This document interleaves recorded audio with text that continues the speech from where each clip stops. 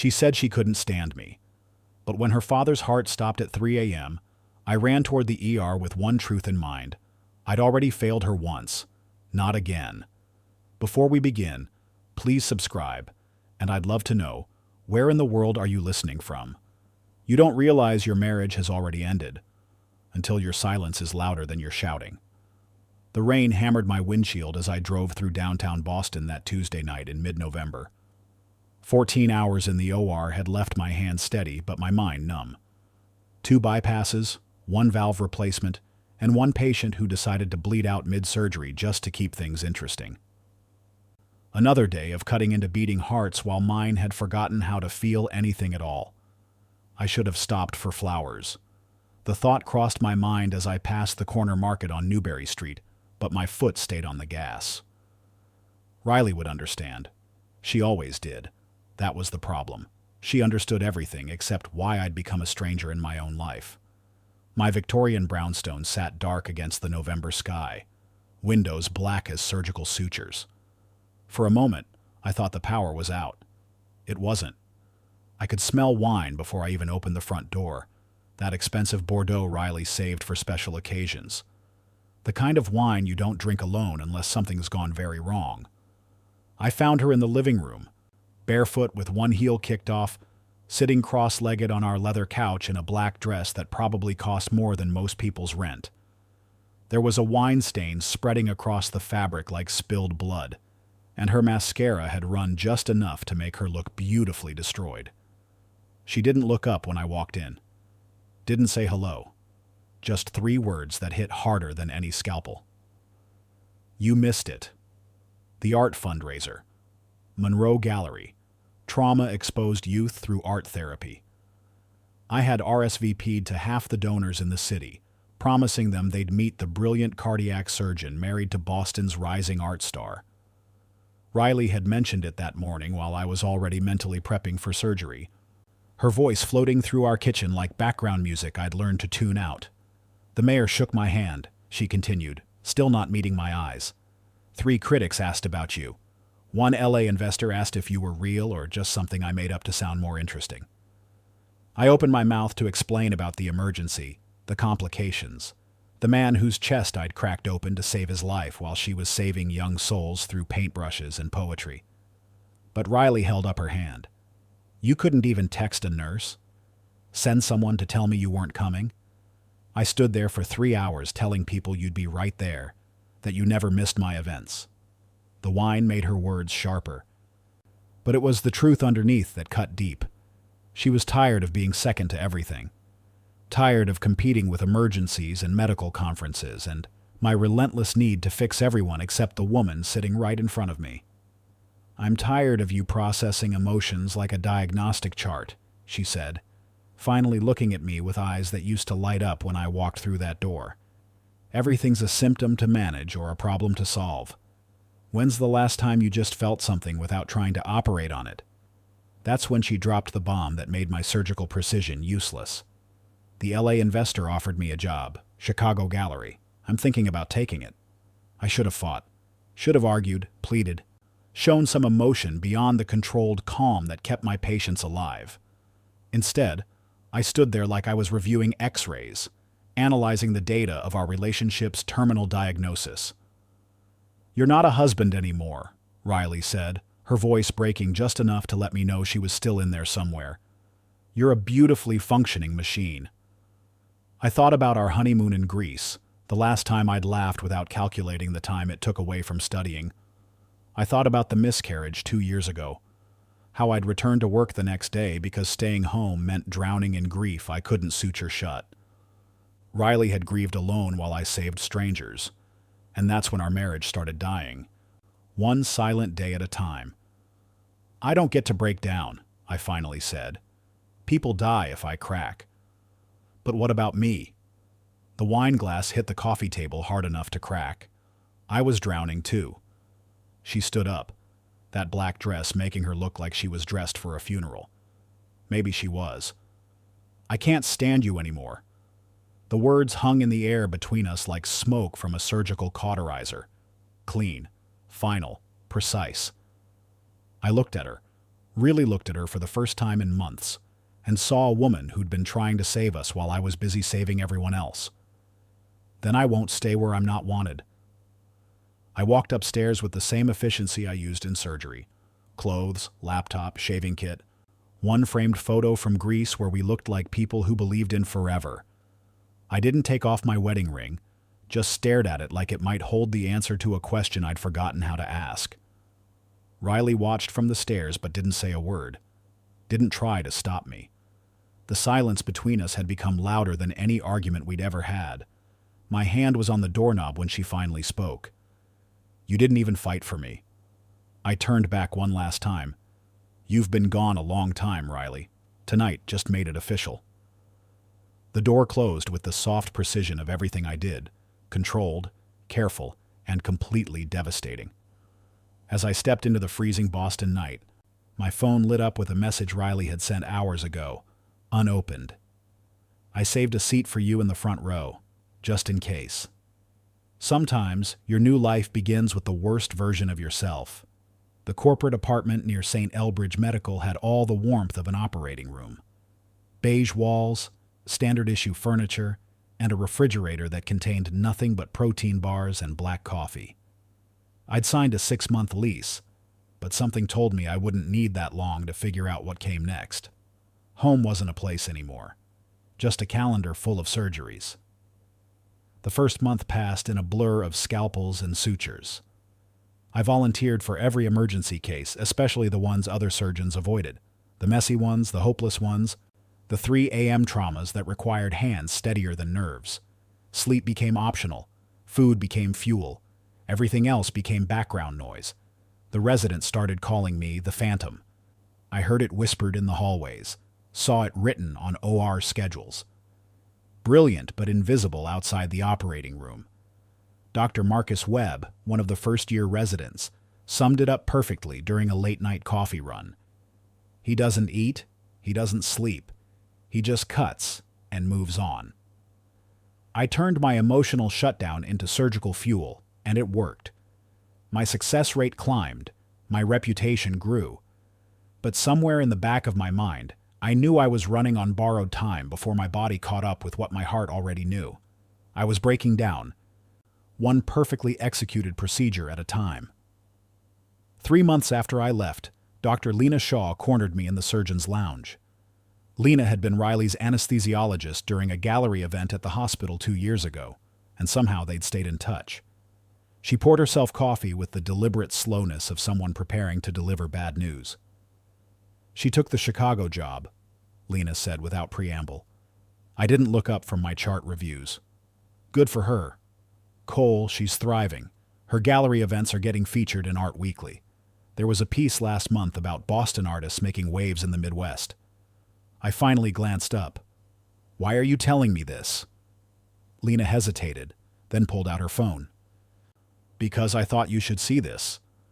The photo showed Riley at some gallery opening, radiant in a way I hadn't seen in years. She was standing next to a tall man in an expensive suit, the LA investor, I realized.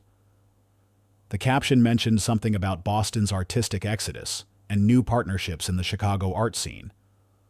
Are they? I couldn't finish the question. I don't know, Lena said gently. The rumors say yes, but you know how gossip works in our circles. Could just be business. I handed the phone back without another word and returned to my charts. But that night, alone in my sterile apartment, I found myself staring at the ceiling and wondering if Riley had already moved on while I was still stuck in the moment she walked away. 2 weeks later, my lawyer called. Mr. Hallstrom had been handling our divorce with the efficiency I demanded from everything in my life. The papers were ready. All I had to do was sign. I met him at his downtown office on a Thursday afternoon between surgeries. The stack of documents felt heavier than a human heart, but I signed every page without reading a single line. Riley could have the house, the Vermont retreat, everything we'd built together. I kept only my retirement accounts and private investments, enough to start over if I ever figured out how. You sure about giving up this much? Hallstrom asked, watching me initial the final page. She earned it, I said, sliding the papers across his desk. I was never really there anyway. That night, I found myself going through old files in my apartment, organizing documents I'd grabbed haphazardly when I moved out. Buried in a folder of medical conference programs, I found something that stopped me cold. The sonogram from the pregnancy we'd lost 2 years ago. Riley had placed it inside a card that simply read, "For our future." I sat on my couch, the same position Riley had been in that last night, and felt something crack inside my chest that had nothing to do with cardiac anatomy. For the first time since I'd walked out that door, I broke down completely. 30 minutes of ugly, raw grief that I'd been holding back with the same precision I used to clamp arteries. Then I showered, dressed, and went back to the hospital for a midnight surgery. Because that's what I did. That's who I'd become. The breakdown marked the beginning of something darker. Hospital staff started noticing things. The weight loss, the dark circles, the way I'd sometimes pause mid-sentence like I'd forgotten where I was. I wasn't sleeping more than 3 hours a night, wasn't eating real meals. My hands were still steady, but everything else was starting to fray. The mistakes started small. Wrong medication dosages caught by sharp-eyed nurses. A surgical clip placed slightly off-center that required correction. Nothing fatal, but enough to raise eyebrows in a profession where perfection wasn't optional. Dr. Patricia Voss from HR called me in on a Tuesday. She was a kind woman with gray hair and the patience of someone who'd seen every kind of medical drama over 3 decades. "Jack, you need to take some time off," she said, using my first name in a way that made me feel like a scolded child. "A week, maybe 2. Rest, sleep, remember what food tastes like." "I'm fine," I lied. "You're not fine. You're brilliant, but you're not fine. And if you keep pushing like this, you're going to make a mistake that can't be fixed." I declined her offer and walked out of her office. But her words followed me like surgical smoke. The wake-up call came from an unexpected source. I was grabbing coffee in the hospital lobby when a young man approached me, early 20s, confident posture, medical student badge hanging from his white coat. "Dr. Harmon, I'm David Chen. I wanted to thank you." I looked at him blankly. "For what?" "You operated on my mother 4 years ago. Margaret Chen. Massive cardiac event. Emergency surgery on Christmas Eve. She didn't make it, but..." He paused, collecting himself. "The way you handled everything. How you talked to our family. How you fought for her even when it was hopeless. That's why I'm here. You inspired me to become a doctor." I stared at this kid who saw me as some kind of hero when I felt like nothing more than a highly functioning ghost. "I'm sorry for your loss." "Don't be. You gave us hope when there wasn't any left. That matters more than you know." He walked away, leaving me standing in the lobby with my terrible coffee and the sudden realization that someone still saw me as human. That weekend, the hospital held its annual gala for pediatric cardiac research. Attendance was mandatory for department heads, which meant I found myself in a rented tux, making small talk with donors and trying to remember how to smile on command. I was escaping to the bar when I saw her. Riley stood near the silent auction tables with Gregory Monroe, her father, and one of Boston's most prominent art patrons. They were examining a painting donated for the pediatric wing, Gregory's silver hair catching the ballroom lights as he gestured enthusiastically about brushwork and composition. She looked stunning in a navy dress that made her skin glow, her hair longer than I remembered. She moved with the confident grace of someone who'd found her place in the world again. When she laughed at something Gregory said, the sound carried across the room and hit me like a physical blow. Our eyes met for exactly 3 seconds, not long enough for acknowledgement, too long for coincidence. She looked away first, turning her attention back to the painting while I stood there wondering if she could feel my heart trying to restart itself from across a crowded ballroom. I left early, claiming a surgical emergency that didn't exist. 4 days later, my phone rang at 3 a.m. I was finishing rounds, moving through the ICU with the mechanical precision of someone who'd forgotten how to be anywhere else. Unknown number. I almost didn't answer. "Jack?" The voice was frantic, breathless, familiar in a way that made my chest tighten. "Sorry. I mean, Cole. It's my dad. He collapsed. Chest pains. They're taking him to St. Elbridge. Please, he's asking for you." Riley's voice cracked on the last word, and something inside me shifted back into focus for the first time in months. I was already running toward the elevator before she finished talking. "I'm here. I'm on my way down." The line went quiet except for the sound of her breathing, fast and scared. "Riley?" "Yeah?" "He's going to be okay." I had no right to make that promise, but as I sprinted toward the ER, still in scrubs with my heart hammering for the first time in months, I knew I'd move heaven and earth to make it true. I've operated on strangers with dying hearts. But this was the first time the heart belonged to someone I used to love. The elevator felt like it was moving through molasses as I descended to the ER floor.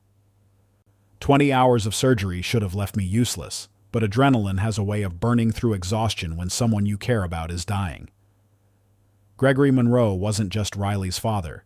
He was the man who'd taught me to fly fish on quiet Sunday mornings, who'd helped me fix my first car during med school when I couldn't afford a mechanic, who'd sat beside me at our first Thanksgiving together after my parents died in that highway accident.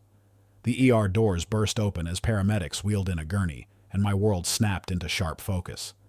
Gregory's face was gray, oxygen mask fogged with shallow breathing, EKG leads trailing like lifelines. I stepped forward before anyone could object. "I'm Dr. Cole Harmon. This is my father-in-law. I'll lead the case." Dr. Lisa Kwan, the chief of emergency medicine, caught my arm. "Cole, you know protocol. No family members on cases." "Then let it be my license," I said, pulling on gloves with the mechanical precision that had carried me through months of sleepless nights. "He's going to die in 30 minutes if we debate policy." Lisa hesitated, then nodded. She'd seen enough emergency situations to know when to bend rules for the greater good. I moved to Gregory's side, checking his pulse manually while scanning the monitor readouts. Full EKG showed massive ST elevation across multiple leads. Enzyme panels confirmed what I already knew. This was the big one, the Widowmaker heart attack that killed strong men in their sleep. "Greg," I said, leaning close enough for him to hear me through the chaos. "It's me. I'm here. We're going to fix this." His eyes opened, unfocused, but aware. He squeezed my hand with surprising strength, and I felt something crack inside my chest that had nothing to do with his medical condition. "Get me Dr. Priya Sanderson from cardiology," I called to the nearest nurse, "and prep OR3 for emergency bypass surgery." The ultrasound revealed the nightmare scenario: double blockage including the left anterior descending artery, plus severe mitral valve regurgitation. Dr. Sanderson arrived within minutes, reviewing the imaging with the grim expression of someone calculating impossible odds. "We could try the cath lab first," she suggested. "Stenting might buy us time." No. I studied the readouts again, seeing patterns that spoke to years of surgical experience. This needs open surgery, triple bypass with valve repair. It's the only shot. Gregory's condition deteriorated faster than anyone expected. Blood pressure dropping, rhythm becoming increasingly erratic. Sanderson looked at me with the careful expression doctors use when they're about to deliver bad news. "Cole, you know the statistics. His age, the extent of damage, the valve involvement. We're looking at 60% mortality, maybe higher." "Then we'd better be in the 40%, I said, already mentally mapping the surgical approach. "Let's move." That's when Riley burst through the ER doors. She looked like she'd thrown on the first clothes she could find: oversized MIT hoodie, pajama pants, fuzzy slippers that squeaked against the hospital floor. Her hair was pulled back in a messy ponytail, and her face was streaked with tears she hadn't bothered to wipe away. She froze when she saw me standing at the head of Gregory's gurney, leading a trauma team over her father's unconscious form. "Why are you the one doing this?" Her voice shook with exhaustion and fear. "Because he needs the best," I said simply. "Is that your ego talking, or your guilt?" I looked at her, really looked at her for the first time since that night she told me she couldn't stand me anymore. Both. But mostly, His odds drop without me. I know this surgery inside out. She didn't argue, just nodded, tears streaming down her face, and stepped back to let us work. In the pre-op area, I scrubbed in with the methodical precision that had become second nature. Dr. James Leong, my first assist, joined me at the sink. A young resident named Kumar lingered nearby, probably hoping to observe what would either be a textbook save or a spectacular failure. "You ever operated on someone you loved?"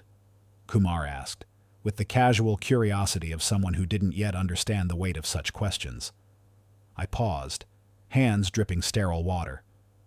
"No, but I've lost one." "Not again." The OR team prepped for what everyone knew would be a brutal procedure. Triple bypass with valve repair on a 64-year-old man whose heart was already failing. The anesthesia team, led by Dr. Martinez, worked to stabilize Gregory's blood pressure, while I reviewed the surgical plan one final time. Before they put him under, Gregory's eyes found mine through the surgical mask. His voice was barely a whisper through the oxygen mask. "Take care of my girl if I don't make it." I squeezed his shoulder. "You'll make it, Greg. I promise." The surgery began at 4:17 a.m. First bypass went textbook perfect. Left internal mammary artery to the left anterior descending. Smooth anastomosis, good flow. But the second graft nearly killed us both. The circumflex artery was calcified beyond anything I'd seen in 20 years of surgery. The vessel walls like concrete that threatened to crumble with every suture. "Shit," Leong muttered, watching me work around the calcification. "That's not going to hold." "Yes, it will." I adjusted the angle, taking a calculated risk with an end-to-side anastomosis that went against conventional wisdom. Sometimes experience trumps textbooks. The graft held, blood flow restored. During the valve repair, Gregory crashed. Pulmonary edema flooded his lungs while ventricular fibrillation turned his heart rhythm into electrical chaos. The monitors screamed alarms that cut through the OR like surgical steel. And for a moment I was back in that hospital room 2 years ago, watching helplessly as Riley miscarried our future while I stood frozen in the hallway, too paralyzed by grief to hold her when she needed me most. "Cole!" Leong's voice snapped me back to the present. "We need you here." I pushed the memory away and grabbed the internal defibrillator paddles. "Clear." The shock jolted Gregory's heart back into rhythm, but his blood pressure remained dangerously low. Martinez increased the vasopressor drips while I worked to complete the valve repair, my hands moving with automatic precision, even as my mind raced through every possible complication. Outside the OR, Riley paced to the surgical waiting area. I couldn't see her, but I knew she was there, probably wearing a path in the linoleum while checking her phone every 30 seconds for updates that wouldn't come until I finished. The valve repair took 2 hours longer than planned.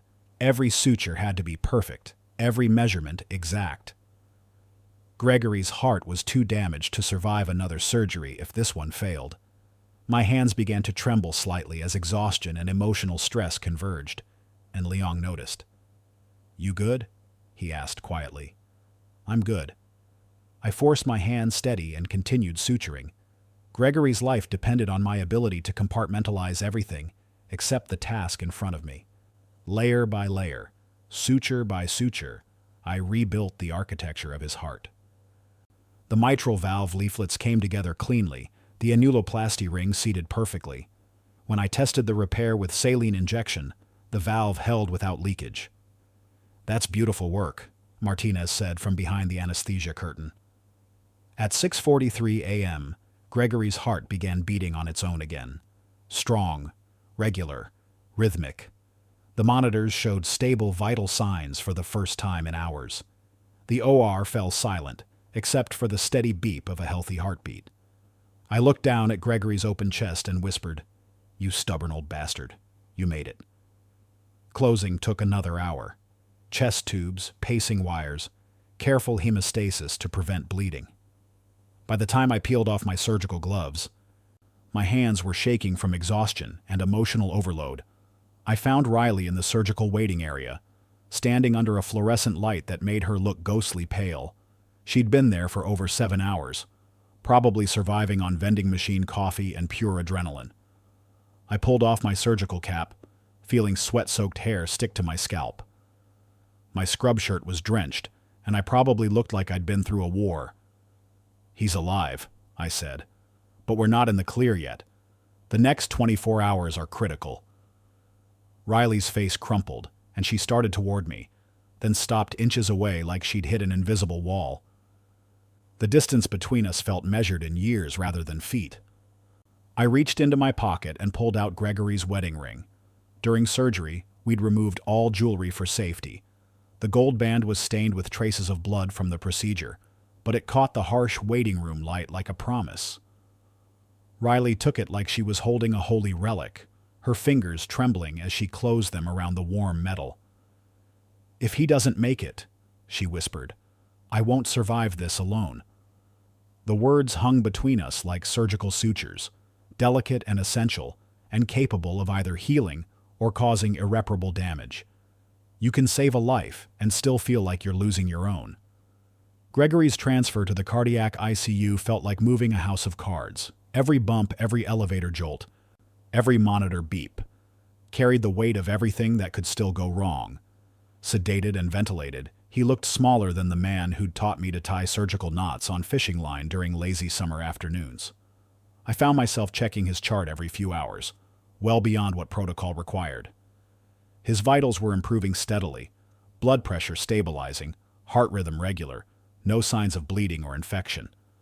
But medicine had taught me that the human body could surprise you, and not always in good ways. Riley barely left his side. She'd claimed the bedside chair like territory, sleeping curled up with her MIT hoodie as a blanket, talking to Gregory even when the sedation kept him unconscious. I'd catch fragments of her one-sided conversations through the ICU glass, stories about her Chicago gallery, updates on mutual friends, promises that she'd stay until he woke up. On the second day, I brought her coffee during my morning rounds. Real coffee from the good machine in the surgeon's lounge, not the cafeteria sludge that could dissolve kidney stones. She accepted it without a word, wrapping her hands around the cup like it was the first warmth she'd felt in days. "Do you remember what Dad said when we got married?" she asked, staring at Gregory's sleeping form. "Don't make her cry more than you make her laugh." I sat down in the visitor's chair, feeling the weight of months without real conversation. I failed him. And you. The silence stretched between us, but it wasn't the angry silence of our last night together. This felt different, heavy with grief, but not poisonous. Gregory briefly woke that afternoon, his eyes unfocused, but aware. He called out for Riley first, then looked around until he found me standing near the monitors. "He's my son, too," he mumbled through the breathing tube, voice rough but unmistakable. The words hit me harder than any surgical complication. Riley noticed my reaction but didn't press, just squeezed Gregory's hand and told him to rest.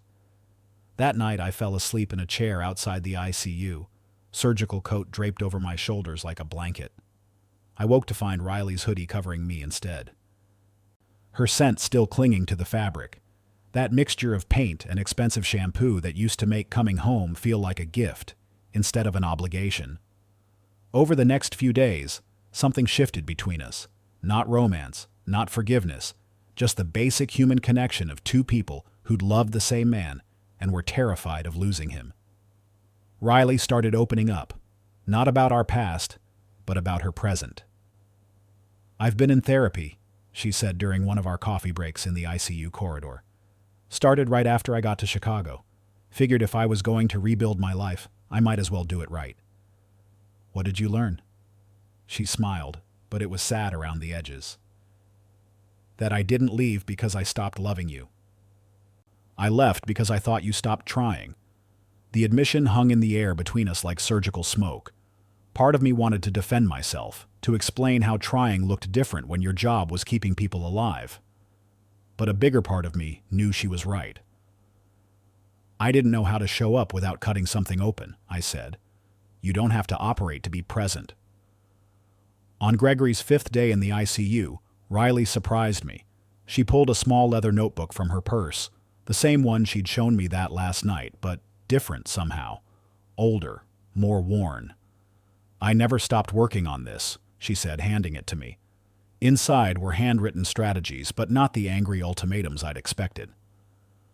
These were carefully thought-out compromises. Protected nights off every month. Advanced notice when possible. Gallery events. Only critical ones, not all. Emotional check-ins twice a month. Counseling for medical marriages. This is my version of fighting, she said. I'm just handing you a scalpel back. I stared at the notebook, seeing months of work distilled into practical solutions. No demands, no threats, just a roadmap for two people who'd forgotten how to navigate the same territory. Riley, you don't have to answer now.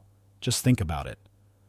Just as I was beginning to process what she was offering, an ICU alarm screamed through the afternoon quiet.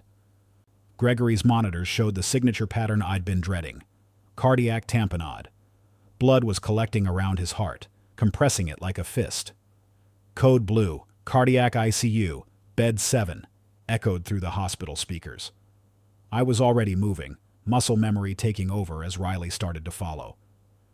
A nurse gently held her back while I disappeared into the procedure room, Gregory's life hanging in the balance once again. The emergency pericardiocentesis kit was already laid out when I arrived. Gregory's blood pressure was dropping fast, his heart struggling against the pressure of accumulated fluid. Dr. Martinez prepared the ultrasound while I prepped the needle, a long, thin spear that would either save his life or puncture his heart. Talk me through it, I said to Martinez, even though I'd done this procedure dozens of times. With Gregory, I needed every advantage. Subxiphoid approach, 18-gauge needle, aim for the left shoulder, Martinez confirmed, guiding the ultrasound probe. The needle went in clean, guided by years of experience and desperation disguised as precision. Dark blood flowed through the catheter, the pressure that had been choking Gregory's heart releasing in controlled spurts. His blood pressure stabilized immediately, heart rate normalized, the monitors stopped screaming. That's it, Martinez said, relief evident in his voice. You got it all. I stood there for a moment, hands still steady despite the adrenaline crash beginning to hit. Through the glass, I could see Riley pressed against the window, her face pale but hopeful. When I emerged from the procedure room, she was waiting. This time, she didn't hesitate. She hugged me tightly, her face buried against my shoulder. That's twice you saved him, she whispered. I don't know how to thank you. I held her for a moment, feeling the weight of months of separation dissolving into something simpler. Then don't. Just help him recover. As we walked back toward Gregory's room, Riley's hand found mine. Not romantic, not presumptuous, just grounding. Human contact between two people who'd forgotten what it felt like to not be alone. I didn't let go. Gregory was returned to the ICU, sedated but stable. The crisis had passed, but we both knew how quickly things could change. Riley settled back into her bedside vigil while I updated his chart. But something fundamental had shifted between us. Later that night, as I prepared to head home to my sterile apartment, a nurse approached with news that made my chest tighten. Gregory's asking for both of you, she said. He's awake. You can survive 1,000 surgeries, but still flatline at the sound of her voice saying, maybe we gave up too soon. Gregory's eyes opened slowly, like someone surfacing from deep water. The ventilator was gone, replaced by a simple oxygen cannula that made his voice rough but clear. He looked at Riley first, then found me standing near the monitors. They still let you operate with that hair, Cole? Riley laughed. Actually laughed, for the first time since this whole nightmare began. The sound filled the ICU room like sunlight breaking through storm clouds. Dad, you scared the hell out of us, she said, squeezing his hand. Takes more than a heart attack to kill a Monroe, Gregory replied, his voice gaining strength. Besides, I had the best surgeon in Boston putting me back together. An hour later, after the nurses finished their assessments and Gregory dozed off again, Riley and I found ourselves alone in the hallway. The ICU had settled into its late-night rhythm, all hushed voices and distant monitor beeps. He wants to talk to you privately tomorrow, Riley said. Whatever that means. I nodded, then surprised myself by asking, You hungry? Cafeteria's still open. She looked down at her wrinkled clothes, running a hand through hair that hadn't seen a brush in days. I look like I've been living in a hospital. You have been living in a hospital. Good point. She managed a tired smile. They still have that bitter sludge you call coffee? The cafeteria at 2 a.m. was a ghost town. Just us, one sleepy attendant, and the kind of fluorescent lighting that made everyone look like they belonged in the morgue. Riley grabbed a turkey sandwich while I stuck with black coffee that could probably dissolve surgical instruments. We sat at a table by the windows overlooking the city. Boston glittered below us, all late-night emergency lights and insomniacs pretending their problems would look different in the morning.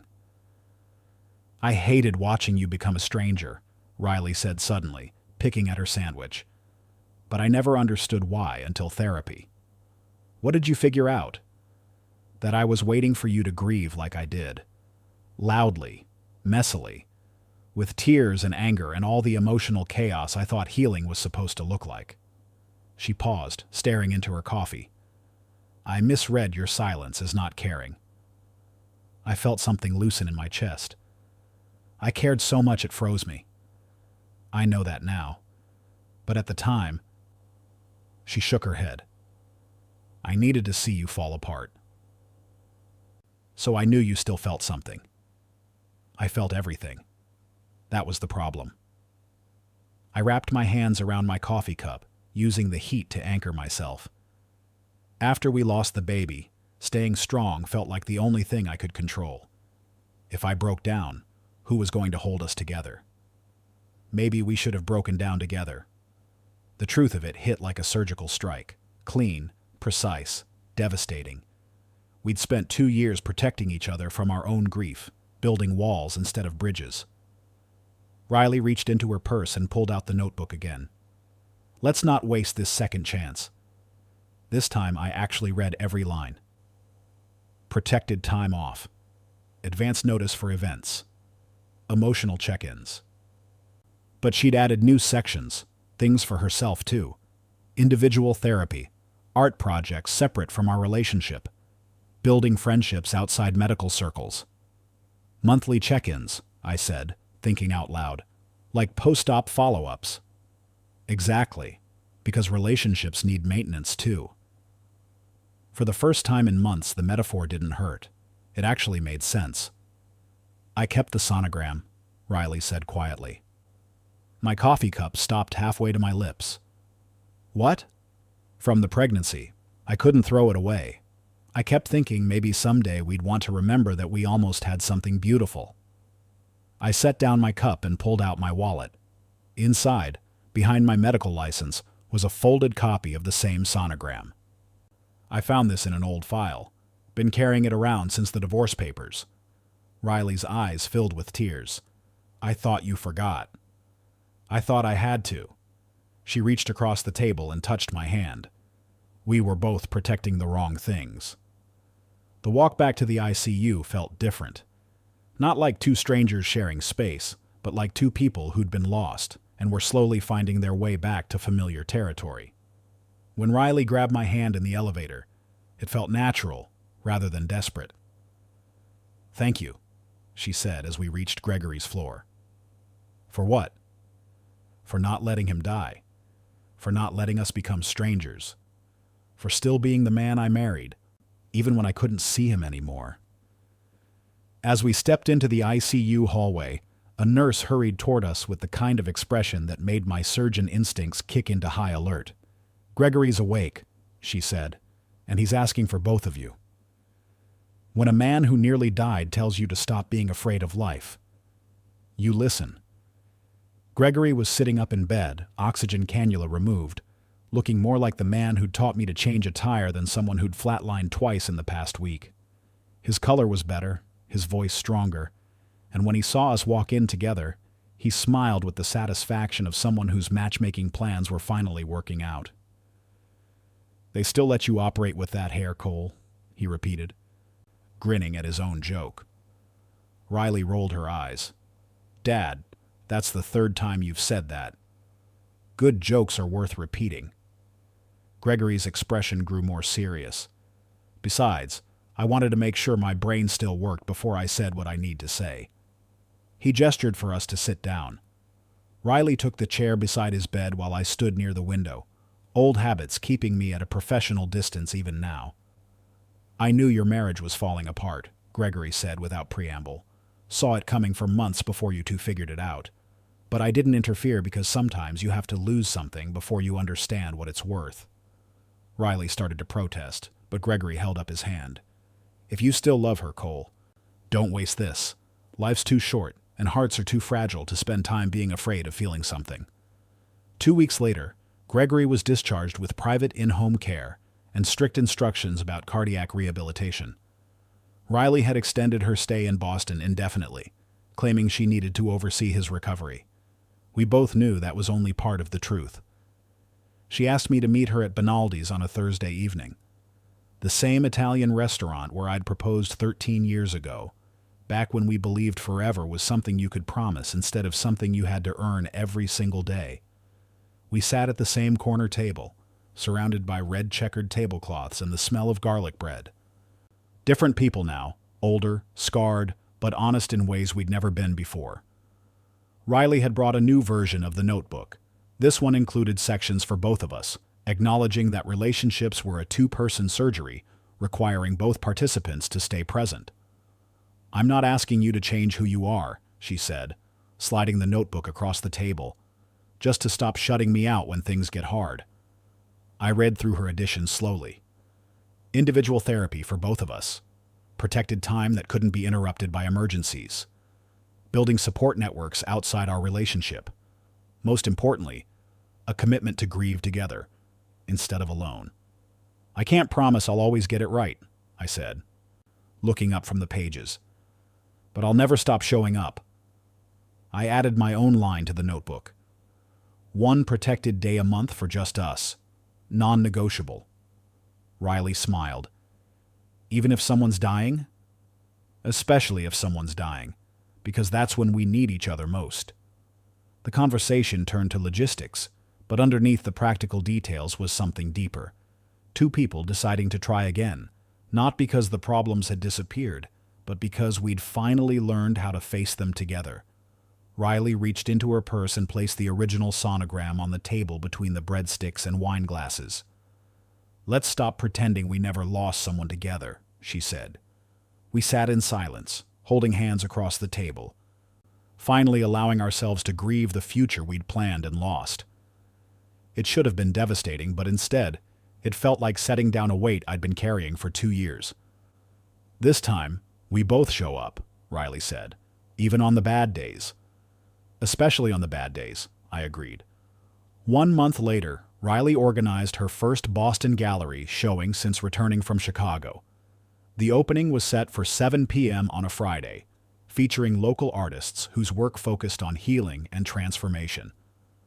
She'd sent me a formal invitation, handwritten on gallery letterhead, like we were starting over from the beginning. At 5:30, my pager went off. Emergency surgery. Teenage car accident victim with massive internal bleeding. The kind of case that could take all night and leave everyone involved emotionally drained. 2 months ago, I would have scrubbed in without a second thought. Tonight, I found myself standing in the surgical suite, staring at my hands while weighing impossible choices.